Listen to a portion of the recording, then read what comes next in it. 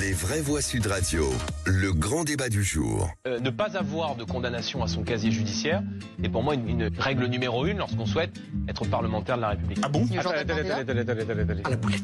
Si Marine Le Pen est condamnée? Ah oui, j'ai fait la boulette. Ça veut dire que si Marine Le Pen est condamnée, même s'il n'y a pas d'inéligibilité, même s'il n'y a pas d'exécution provisoire, il n'y a pas de candidature possible pour Marine Le Pen. Je vous en prie, restez concentrés. Si au début de l'année, les juges décident de condamner, peu importe la condamnation, il y aura un appel. Non mais très bien. L'appel vous rend plus blanc que blanc. Il y a des moments, j'ai vraiment l'impression que vous me prenez pour un imbécile. Et si l'appel confirme la première sanction? Mais l'appel ne confirmera pas puisque Marine Le Pen est totalement innocente. Mais vous venez d'édicter une position de principe qui est de dire Mais qui a toujours été là, s'il y a condamnation, il n'y a pas de candidature. Donc, et ça vaut pour tout le monde, on est d'accord. Et moi, je sens que je vais devenir fou.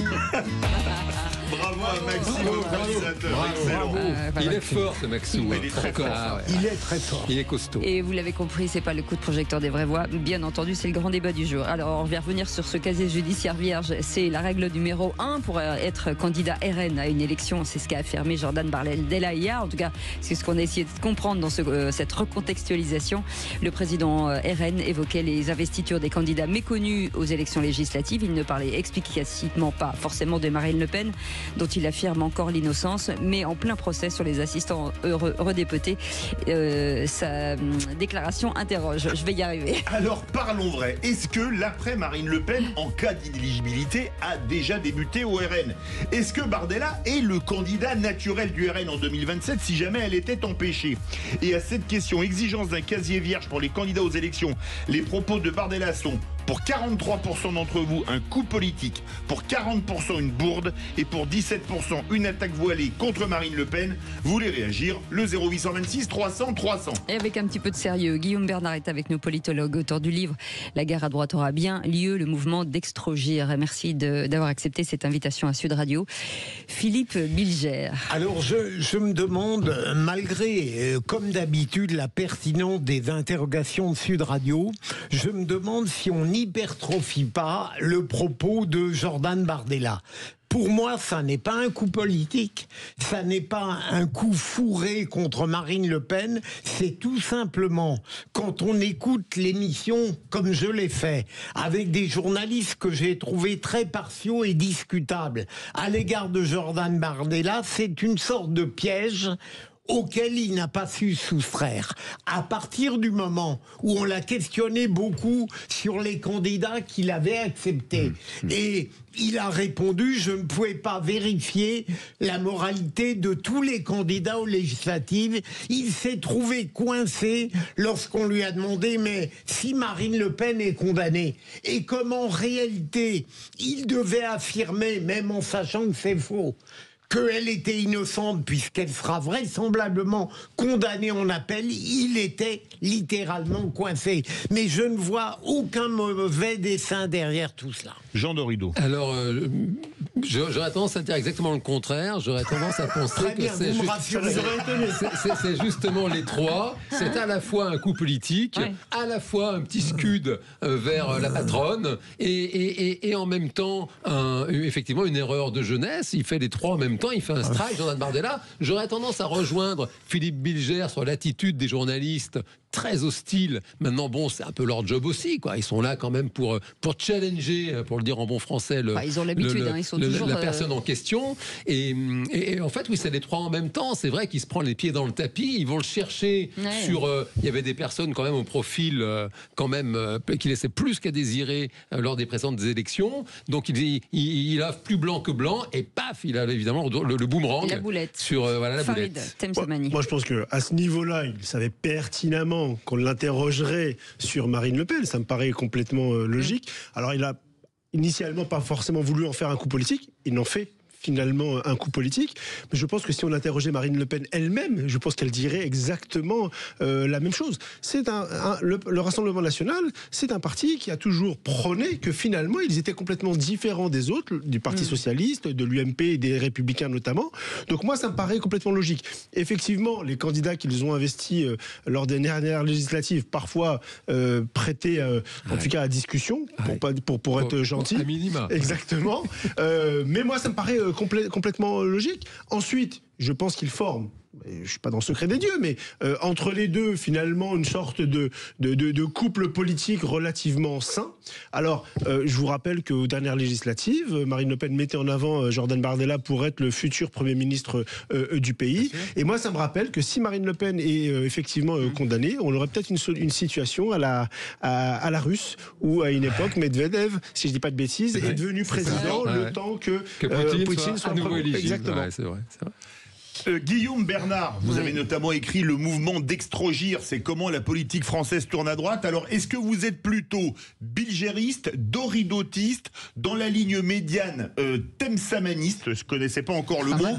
Qu'est-ce que vous en pensez? Alors, il y a l'erreur de jeunesse, mais est-ce qu'il peut y avoir un petit peu d'arrière-pensée, ce qui n'arrive jamais chez les politiques, soit dit en passant? Bien sûr. Ça se saurait.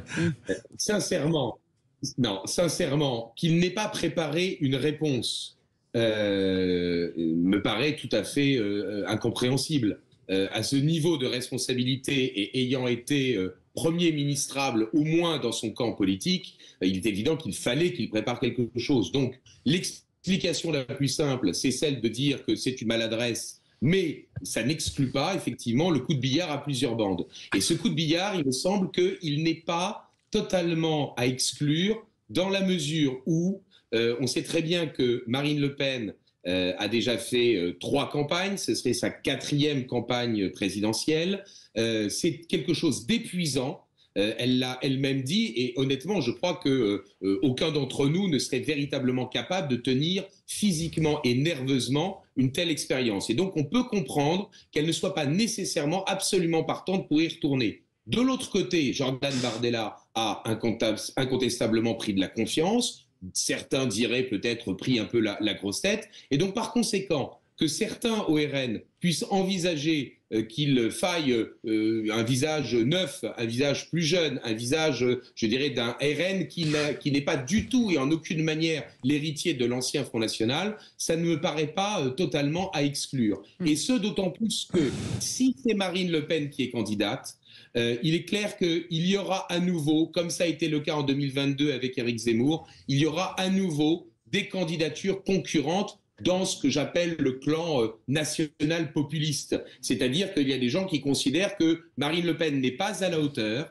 notamment des débats de l'entre-deux tours, et que par conséquent, il faut tenter sa chance, il faut présenter d'autres candidats. Alors que Jordan Bardella, je ne dis pas qu'il serait en capacité de faire mieux que Marine Le Pen, mais en revanche, il apparaît comme étant celui ou l'un de ceux qui serait prêt à négocier, à trouver des accords pour éviter des candidatures parasitaires, pour ensuite, effectivement, élargir le spectre politique. Donc, je crois que c'est peut-être cela qu'il y a derrière, mais évidemment, je ne suis pas dans la conscience ni de Bardella, ni de ses conseillers. Ça fait beaucoup réagir au 0826 300 300. Déjà, notre vraie voix du jour, Franck de Marseille. Qu'est-ce que vous en pensez ? Eh bien, écoutez, moi je pense que Jordan Bardella est dans son rôle, parti différent des autres, parti propre, hein, c'est ce qu'il veut incarner. Et moi je vous pose la question de savoir, et s'il tentait de peser sur la décision des juges? Je veux dire par là que si il dit aux juges, attention, les réquisitions, si vous les suivez, ça veut dire que Marine Le Pen sera empêchée de pouvoir se présenter, et donc vous prenez le risque d'avoir 14 millions d'électeurs qui seront extrêmement mécontents. Et quelque part, ça peut être aussi un jeu à 3 bandes qui tente de peser sur la décision des juges. Moi, je le vois un petit peu comme ça. Allez, Thomas qui est avec nous. Merci beaucoup, Franck. Bougez pas. Thomas qui nous appelle des Anvilles. Bonsoir. Oui, bonsoir. Bonsoir, Thomas. Bien, alors moi j'aurais... pour moi, il nous a fait une Bardella, il nous a fait une petite bourre en fait, Jordan. Souvenez-vous, il y a quelques mois, quand on était à la recherche d'un Premier ministre, Gabriel Attal l'a gentiment amené sur le terrain des binationaux qui ne pouvaient pas occuper de poste à responsabilité. Jordan Bardella se met dans la brèche et boum, derrière, on lâche le nom de Madame Vallaud-Belkacem, l'ancienne ministre de l'Éducation, etc. Alors ça, et puis surtout lui, à lui-même, une assistante qui a une binationalité russe. Et il tombe dans le panneau à chaque fois, en fait, Jordan Bardella. C'est un enfant politique. Hein. Je pense qu'il a un costume qui est beaucoup trop grand pour ses épaules. Il n'a pas les compétences, pas encore l'intelligence, ou du moins peut-être pas encore les compétences et pas l'intelligence pour quoi que ce soit en ce moment, actuellement, pour nous. Restez avec nous, Thomas Philippe Bilger. Je croyais être le seul centriste authentique de ce plateau, mais tout le monde est centriste. Parce que les questions de Sud Radio, on n'ose pas dire qu'il faut en choisir une, on dit c'est 3. Je ne crois pas une seconde à l'entreprise de Jordan Bardella contre Marine Le Pen. Il a été piégé, il a eu tort de l'être, il aurait dû préparer probablement cette question, mais je crois qu'il faut arrêter en permanence devant des questions toutes simples de leur prêter des arrière-pensées considérables. J'aurais tendance à aller dans le sens de Philippe Bilger, d'autant que l'analyse de Thomas est tout à fait juste. C'est un fait, le piège sur les binationaux, il est tombé dedans à pieds joints, Jordan Bardella, et c'est le pansement du capitaine Haddock. C'est le truc, c'est le sparadrap, il n'arrive pas à s'en défaire, ça lui retombe dessus à chaque fois. Après, les journalistes l'ont emmené sur ce terrain-là. Ils font leur job. Oui, mais exactement. On en a reparlé hier. Oui, absolument.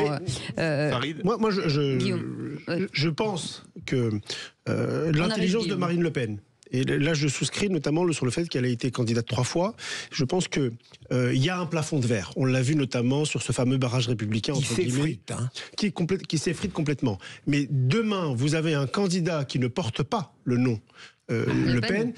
Je pense qu'en réalité, l'effort en termes d'élection, en fait, sera beaucoup plus facile, beaucoup plus simple pour ce parti. Mais il fera beaucoup moins qu'elle. Guillaume Bernard. Moi, je pense sincèrement que de toute manière, bourde ou pas bourde, en tout cas, impréparation et donc preuve qu'il n'est pas totalement au niveau. La formule de Bardella et la situation judiciaire de Marine Le Pen ouvrent de toute façon la question de savoir qui sera candidat, ou qui seront les candidats potentiels pour représenter le camp national populiste à la prochaine présidentielle. Et que, d'une certaine manière, est-ce que Bardella n'ouvre pas, peut-être involontairement, tout simplement la possibilité de dire il faut une primaire, il faut que ce camp s'organise pour qu'il puisse présenter un candidat capable de rassembler au-delà du Rassemblement national et éviter effectivement le plafond de verre. Dans tous les cas, qu'il ait ou non commis une bourde ou qu'il cherche justement à mettre un coup de patte à sa patronne, dans tous les cas, de toute façon, la question de la désignation du candidat du camp national populiste à la prochaine présidentielle se pose, parce que c'est un bloc politique qui représente des millions d'électeurs, qui ne peut évidemment pas se retrouver avec pas de candidat, et qui nécessite effectivement qu'il n'y ait pas un candidat qui soit avec une épée de Damoclès au-dessus de la tête. Donc par conséquent, je crois que la situation dans le fond est compliquée pour le RN, mais finalement elle lui rend service. Elle lui offre la possibilité d'ouvrir les portes à une primaire, à une alternative. Allez, ça réagit encore au 0826 300 300. Bonsoir Richard. Bonsoir Richard. Oui, bonsoir. Alors, un point de vue qui va sûrement vous faire parler, c'est et si avec les temps qui vont devenir difficiles et exigeants pour les Français, et si les Français ne supportaient plus ces gens qui sont condamnés, qui reviennent sans cesse, et si ça finissait en proposition de loi pour que certaines condamnations empêchent les personnes de présenter, et quelque part, est-ce que ça ne pourrait pas finir par une majorité avec des gens plus jeunes dans les partis qui pourraient se débarrasser de gens qui empilent les condamnations les unes après les autres, ils sont toujours là. Alors ça dépend des condamnations déjà. Oui, ça dépend pour quel motif. Et puis surtout, moi j'en rêverais d'une France comme celle qu'évoque notre auditeur, mais on a constaté dans l'histoire et dans le passé évidemment que les Français sont totalement indifférents à l'éthique judiciaire. Ils ont voté, ils ont élu des gens qui ont été condamnés. Ça leur pose aucun problème. Regardez Cahuzac, ça leur a... Non, mais regardez, vous êtes trop jeune, ma chère Cécile, mais il y a beaucoup de gens qui ont été condamnés, ils ont été confirmés sans aucun problème. Un exemple, Alain Juppé a été condamné pour emploi fictif et c'est pas pour autant qu'il a été il est revenu, il a été ministre, effectivement, Balkany par exemple. Ah oui, condamné en un mot, on est d'accord, hein, Sébastien. Oh, joli, Cécile de Bénibus. Ah bah écoutez, oui, mais c'est pour ça, on parlait pas de la même chose en fait. Guillaume Bernard, merci beaucoup d'avoir été avec nous, politologue, auteur de ce livre. La guerre à droite aura bien lieu, le mouvement d'extorgir. Ah, votre micro n'est plus ouvert. On a perdu Cécile de Bénibus. C'est bon, là, votre micro remarche. Ah d'accord, il fonctionne, super. Donc dans un instant, avec nous, Franck de Marseille, et on fera le qui c'est qui l'a dit. Vous êtes prêts? Allez, on y va. On fait une petite pause, à tout de suite. Sud Radio, votre avis fait la différence. Vous êtes auditrice de Sud Radio depuis longtemps ou pas? Depuis plusieurs années, depuis que je me suis rendu compte qu'on ne nous disait pas tout à la télévision. Sud Radio, parlons vrai.